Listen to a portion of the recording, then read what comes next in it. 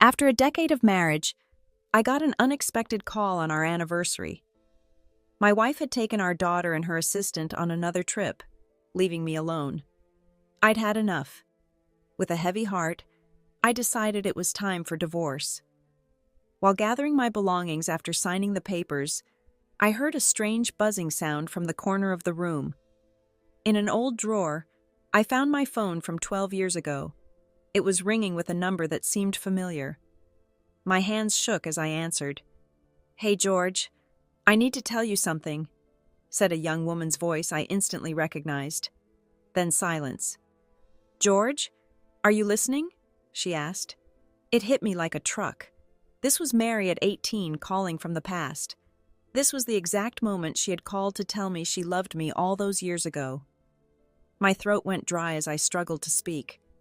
"Who's asking for George?" I managed to say. Mary paused. "Who is this?" she asked, confused. I ignored her question. "You're calling George to tell him you love him, aren't you?" She gave a small cough of surprise. "How did you know that?"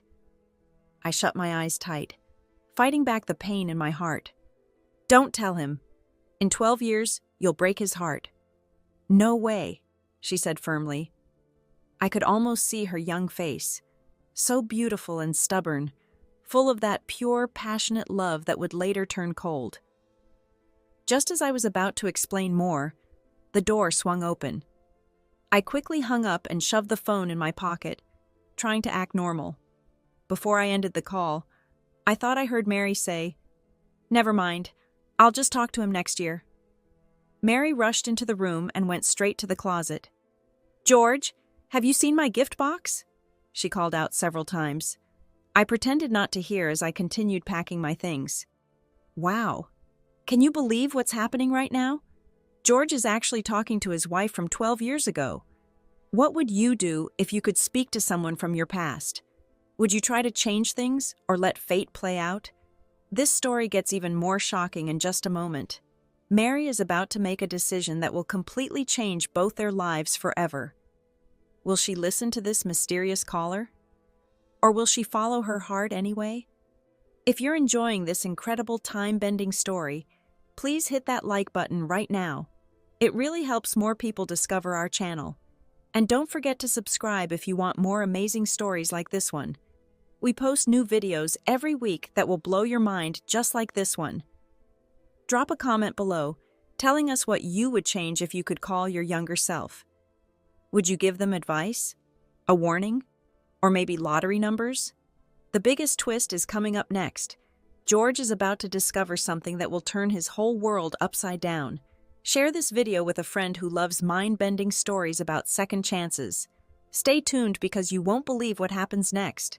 Mary burst through the door, bumping into me as I tried to leave. She looked surprised, then concerned. "Why are you packing? Where are you going?" she asked, her forehead wrinkling. I couldn't meet her eyes as I handed her the divorce papers.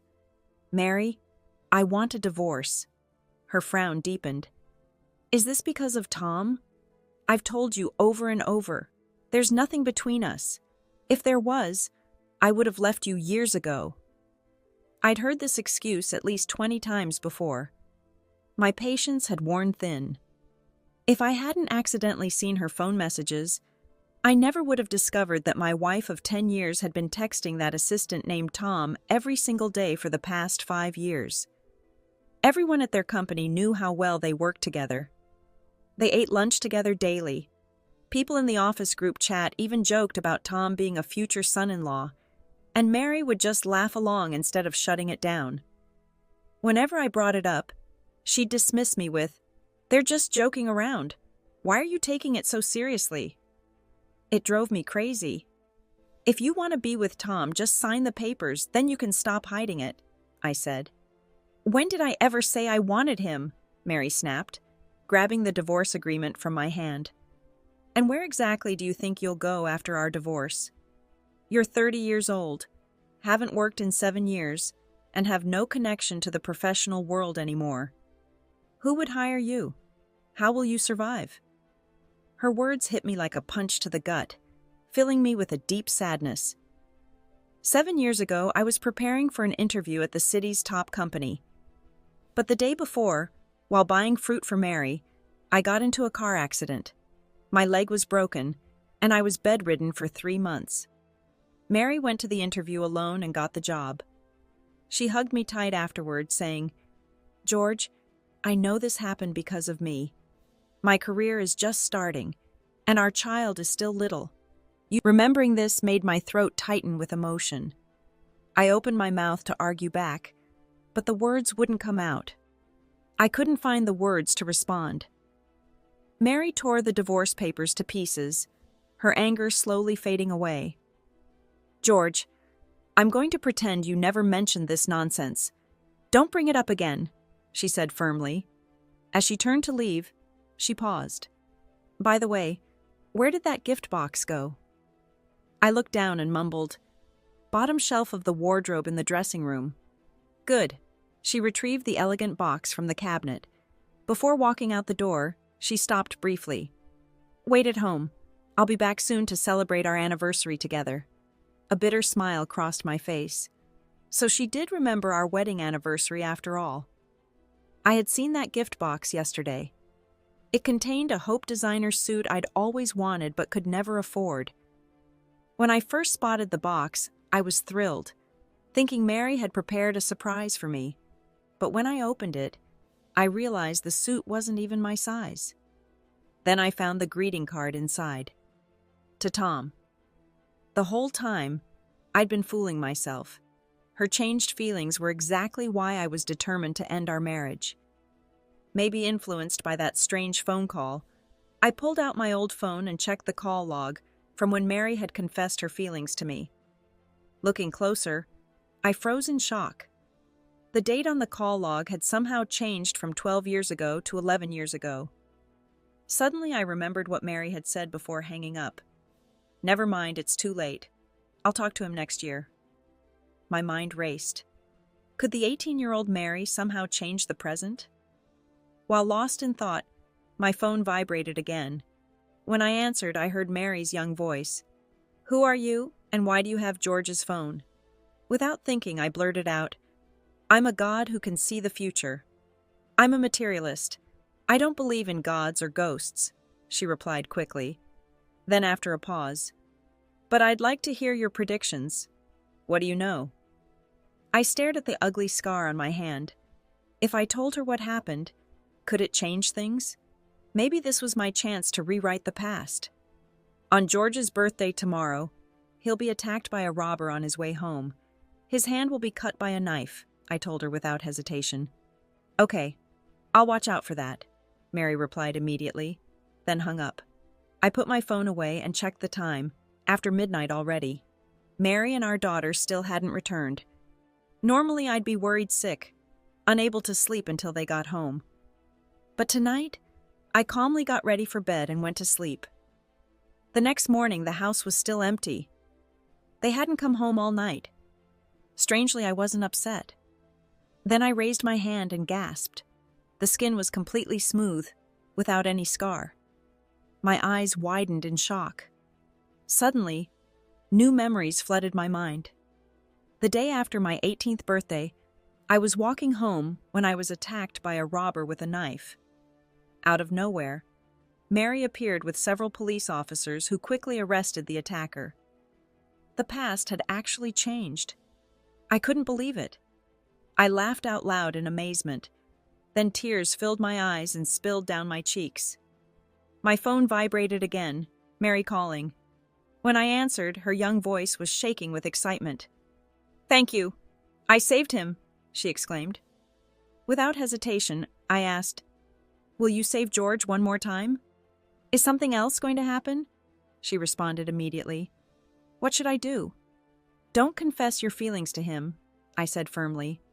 "Stay away from him. The farther, the better." Though I couldn't see her, I knew the girl on the other end must look completely confused. Sure enough, she asked, "Why?" "Because after you get together, you'll hurt him deeply in the future," I explained. "That's impossible," she fired back. "I care about George so much. Today he scraped his wrist, and I went back and forth to the hospital with him for treatment. When he feels even slightly sick, just a sneeze or a small fever, my heart twists like it's being stabbed. Her voice grew passionate. Like today with that knife-wielding robber, it was terrifying. My legs went weak with fear, but I still found the courage to rush forward for him. I know in my heart that he is my whole life. How could I ever hurt him? As I listened to her passionate words, memories from our early days unfolded before me like treasure boxes slowly opening. The 18-year-old Mary had treated me like the most precious thing in her life. Now at 30, she spoke to me with sharp, cutting words that showed no mercy. I lowered my eyes and said softly, "A person's heart will eventually change. Then tell me how I hurt him in the future." "Mr. George," said a rushed voice when I answered, "our department is having a team-building event at the bar in the east part of the city. Mary's had too much to drink. Could you come get her? Oh, and your daughter is here too." The background was chaotic, loud enough to cause a headache, with sounds of things being thrown. My heart tightened with a bad feeling, and I hurried to the location. On the way, Mary's question kept repeating in my mind, "Why don't you tell me how I hurt him in the future?" As I approached the bar, I gritted my teeth, unlocked my phone, and called 18-year-old Mary again. "Mary, just listen," I began. "Think about the foolish things you've done." When I walked into the bar, I immediately saw Mary violently pulling at a woman's hair. The place was a disaster. Tables and chairs knocked over, glasses and plates shattered across the floor. Just as I stepped forward to pull Mary away, her secretary grabbed my arm. "Mr. George, please don't go over there. What if you get hurt?" I frowned in confusion. "She's not usually like this. What happened?" The secretary looked down. "Two women insisted on having Tom drink with them. Mary has a quick temper and got angry right away. Things got out of hand." Before she finished, she glanced up and saw my expression. Looking suddenly guilty, she backtracked. "Mr. George, I was just talking nonsense. Please don't be upset." I didn't bother arguing with her. Instead, I turned my attention to Mary. At that moment, my pupils contracted in shock.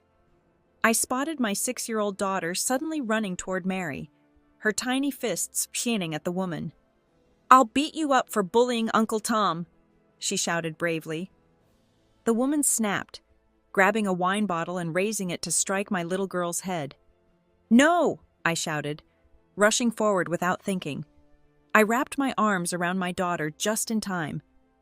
The bottle smashed against my back with a sickening crash, sending glass flying everywhere. Warmth spread across my back as blood soaked through my shirt. When I tried to move, pain shot through me like lightning, forcing a groan from my lips. Someone in the crowd yelled, "Tom has fainted!" Mary instantly forgot about me. She kicked the woman to the ground and turned away as if I wasn't even there, pushing her way through the crowd. "Tom! Tom! Wake up!" she cried out. Tom lay motionless on the floor. Someone explained that he'd tried to protect my daughter and might have been hurt by flying debris. Mary frantically called for help, and people quickly carried Tom outside. My daughter looked up at me with bright eyes. "Dad, are you here to take me home?" Before I could answer, she wiggled free from my arms and ran after Mary, shouting, "Mom, wait for me! I want to help take care of Uncle Tom, too." I stood frozen, face pale, watching my wife and daughter disappear into the distance. A cold feeling spread through my heart. I thought that even if they preferred someone else's company, they would at least care about me a little. But reality hit hard. They didn't notice me at all. It was heartbreaking. Even if she wasn't in love with me anymore, we'd spent so many years together. Shouldn't there be some affection left? I forced myself to stand, my teeth clenched against the pain. The secretary rushed over. "Mr. George, are you okay? I saw you block that wine bottle," she said, coming forward to help me. Suddenly she gasped, "Your injury is serious. Your back is covered in blood. How could Mary not see that you were hurt?" After that, the secretary took me to the hospital. After getting treated at the hospital, I returned to an empty house. Mary and our daughter hadn't come back. I checked the old phone and noticed the call had disconnected at some point. Soon it vibrated again. "You're the future George, aren't you?" Mary's young voice asked when I answered. My fingers trembled, but I stayed silent, which she took as confirmation. "You told me before that in the future I would speak harshly to George," 18-year-old Mary continued. "These aren't predictions. They're things you've already experienced yourself, right?" A bitter smile formed on my lips. "Yes. George, the future me, has let you down. So that's why you asked me to stay away from you?" "Yes." Mary went quiet for a moment. "George, you regret marrying me, don't you?" I took a deep breath. "Yes, I regret it." "Okay, I understand." Then she hung up. My chest felt like it was being crushed by a boulder. I couldn't breathe properly, the feeling coming in waves.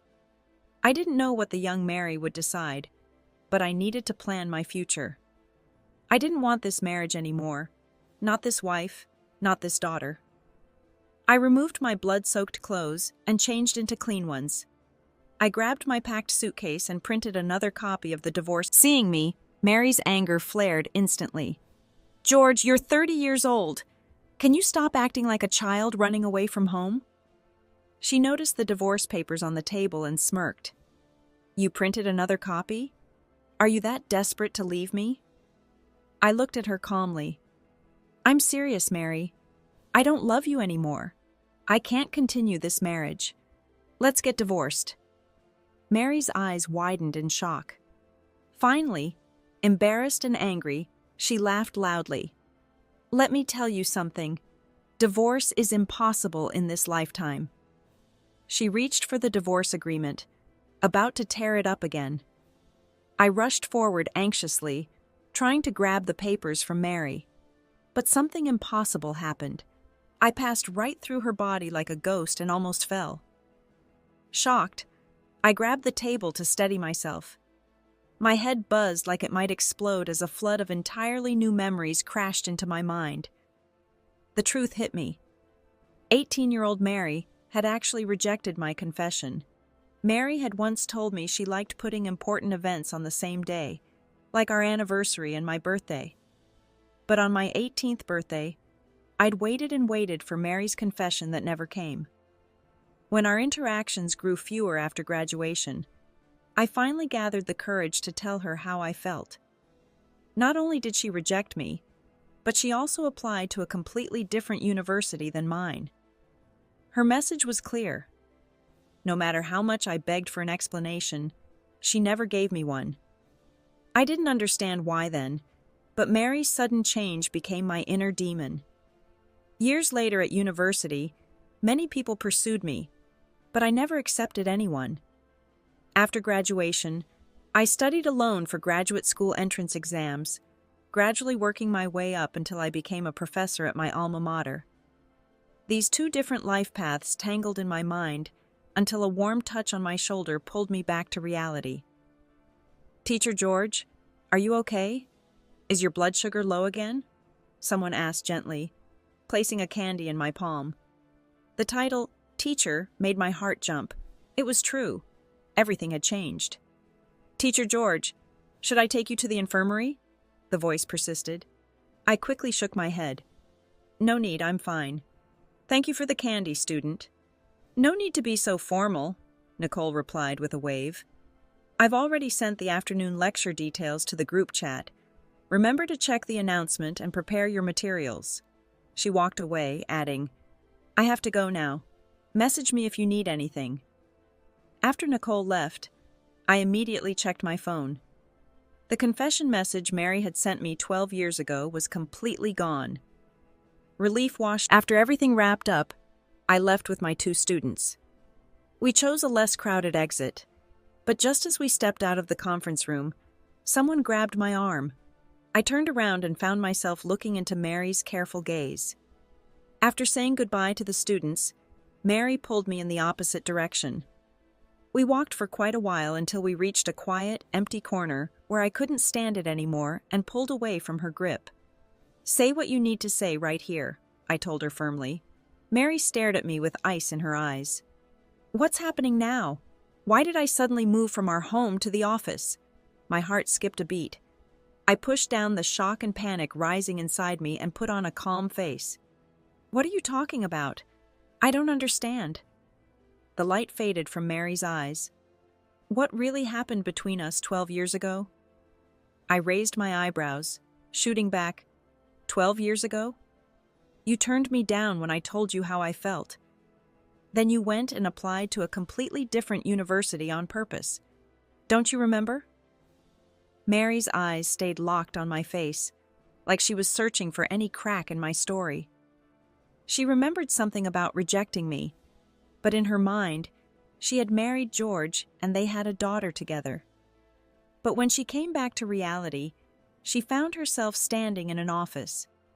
When she told people what she remembered, everyone looked at her like she was crazy, saying she'd never been married and certainly didn't have any children. With this thought, Mary carefully asked, "Do you remember that we have a child together?" I pretended to be shocked, my mouth hanging open. "How can you say something like that? If Tom heard you talking this way, it would be awful." Mary's face darkened as she replied coldly, "I've already told you there's nothing inappropriate between Tom and me." Speaking of Tom, she didn't understand what was happening today. During their presentation, his eyes never left her, and after they finished, he even gave her flowers. The way he acted was like they were a couple in the early, passionate days of dating. It made her feel uneasy all over. I looked at the Mary standing before me. Her cool expression was exactly like her 30-year-old self. If she had been 18-year-old Mary, I might have felt some guilt. After all, she did help me a lot back then. But this person was clearly still 30-year-old Mary, so I felt no trace of guilt whatsoever. "I still have everything on record. If there's nothing else, I'm leaving now," I said. I turned and walked away without looking back. Mary reached out to grab me, but I was already too far, and she missed. Back at the office, I stared at the mountain of materials I needed to organize and review. I let out a helpless sigh. The title evaluation results arrived today. The good news? I got promoted. The bad news? My workload doubled overnight. Thank goodness I still had all my memories from graduate school and previous work experience. Without them, I'd be starting from zero, learning everything all over again. I grabbed my hair in frustration and dove into the pile of work on my desk. After 2 peaceful days, I settled comfortably into my role as a university professor. My daily tasks fell into a smooth routine. One afternoon, while taking a break, I chatted with some students. 2 young women pulled me aside to share the latest campus gossip about faculty members. Then Nicole dropped that familiar name. "Did you all hear about Mary? The one who spoke at the lecture last week?" Nicole asked. Another girl nodded quickly. "Yes, I remember her. What happened?" "Her assistant, Tom, finally told her how he feels about her, but she turned him down flat," Nicole replied. The girl covered her mouth in shock. "Really? I thought they were already together," Nicole smiled knowingly. "That's what everyone thinks because they act so close, but they're not actually a couple." "Oh," the girl stretched the word out. "Then why would Mary reject Tom? I've seen how nice she is to him. She must like him too." Nicole's smile turned mysterious.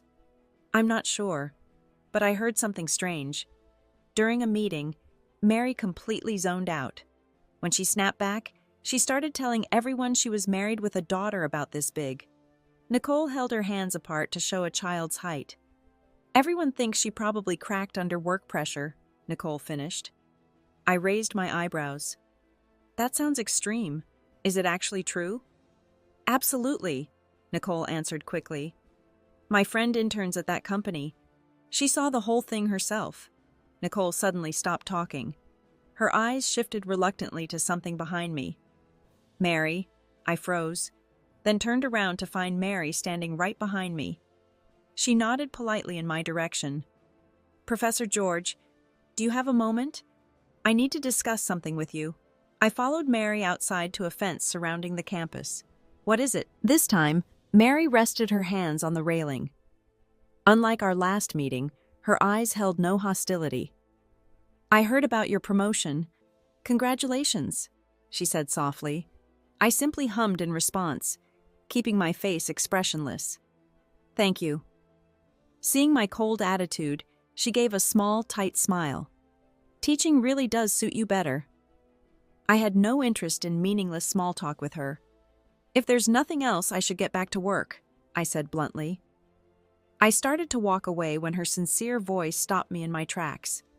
I'm sorry. I froze, then slowly turned back, shocked by what I'd just heard. Mary kept her eyes down. I'm sorry, George.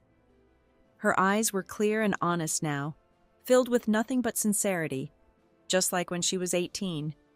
My expression grew complicated as I asked uncertainly, Do you remember everything? Yes, I remember now. She moved to my side and carefully took hold of my arm with both hands.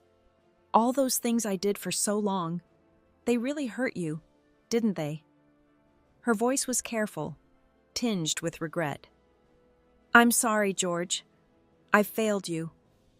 I calmly pulled my hand away from hers and forced the corner of my mouth into a smile. It's fine. That's all ancient history. No need to dig it up again. Besides, I'm doing pretty well these days.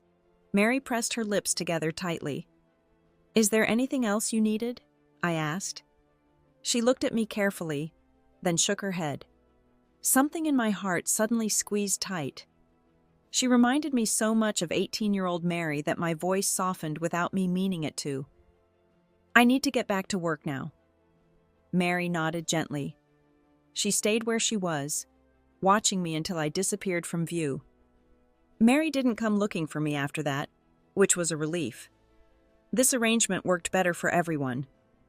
Mary had hurt me countless times in the past, but seeing her like this now made it hard for me to say anything cruel. The best approach was simply not to meet at all. Since my promotion, my workload had grown tremendously. I'd been working late every night. Finally, on a regular workday, I managed to completely exhaust myself and earned a small vacation as my reward.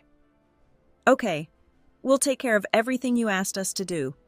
Take these next few days to rest, and we'll handle things, my colleague assured me over the phone. I hung up, tossed my phone onto the nightstand, and flopped into bed. I tossed and turned, unable to sleep despite my exhaustion. Suddenly my doorbell rang. Not just once, but several times in quick succession. I dragged my tired body out of bed and went to answer it impatiently. Who is it? I called. When I opened the door, Mary stood there holding a huge pile of medicines and various supplements. I heard you were sick, so I came to check on you, she explained. I was too exhausted to ask how she'd heard about my condition. Come in, I said, turning away. She quietly closed the door behind her and placed all the medications and supplements on my table, covering more than half of its surface. This one helps with colds. This is for boosting your nutrition. This is... Mary kept talking as she pulled out a whole chicken from her bag. You can make soup with this to strengthen your body. I brought mushrooms too. I stared at her complete setup and weakly waved my hand. Thanks, but I can't eat anything right now. I need to lie down for a bit. I dragged myself back to my bedroom and collapsed into the covers. My tense muscles finally relaxed. My head spun, and through the fog, I felt Mary sitting beside me, helping me take medicine. I swallowed the pill and drifted off, not knowing how long I slept. When I opened my eyes again, Mary was adjusting a small stool beside my bed, still keeping watch. Seeing me awake, she spoke softly. You're up? Feeling any better? I nodded. How long was I out? Not too long. I raised my eyebrows at her. Have you been sitting here the whole time? She cleared her throat and changed the subject. Are you hungry now? My soup should be just about ready. When our eyes met, I couldn't bring myself to turn her down. I pushed myself up with my palm. I'll try some. Mary's face brightened as she happily brought me a bowl of soup. She sat across from me, watching with delight as I took one sip after another of her homemade soup. Is it good? She asked hopefully. I nodded, and the joy in her eyes intensified. Seeing I'd finished, she took my empty bowl. I'll get you another serving, she offered. Just then, her phone rang loudly. I took the bowl from her hands. I don't want more soup. Answer your call first. Mary picked up the phone, and before she could lower the volume, I clearly heard the voice on the other end. Mary, Tom is complete. Seeing me watching her, she quickly explained. There's nothing between Tom and me. I was just... Mary paused. Deep down, she knew she'd never had feelings for Tom, but she couldn't understand why she used to treat him so well while being so cruel to George. Mary watched my face carefully. When she saw no unusual reaction, she finally relaxed. What else would you like to eat? I can make anything for you, she offered eagerly. I shook my head. Nothing, thanks. You've done enough today, and it's getting late. You should go home now. My tone was firm as I tried to send her away. Mary bit her lip and looked at me with sad eyes. George, are you really trying to push me away like this? I just stared at her silently. She took my hand in hers, holding it tightly. George, won't you give me one more chance? I promise I'll treat you right this time. She raised her finger toward the ceiling as she made this vow. I looked at her with jumbled thoughts. Mary being so nice to me felt strange and unnatural. She hadn't been this kind to me in such a long time. As I studied her face, it began to blend with the image of 18-year-old Mary in my mind. Then suddenly, I remembered the Mary who coldly pushed me aside to be with Tom. Broken memories swirled in my head, and I stared at her in confusion. Who are you really? She seemed surprised for a moment, then smiled. I'm Mary. She was right. Whether 30 or 18, she was still the same person. She lifted my hand and placed it over her heart, looking at me with loving eyes. So will you please give me another chance? Her eyes shone with sincerity and hope. I looked at her and spoke softly. I'm sorry. I can't. Mary's smile froze on her face. Haven't I been good enough? Just tell me what to fix and I'll change. I pulled my hand free and gently pushed her away. It's not about that. Her eyes burned with intensity. Then what is it? I gave a small, bitter smile. Even if we tried again, we'd just make the same mistakes. What you really love is the successful George, not the George who became a full-time dad. The 18-year-old George might have been shy, but he was brilliant at school. The outstanding George impressed you, and the exceptional Tom caught your attention too.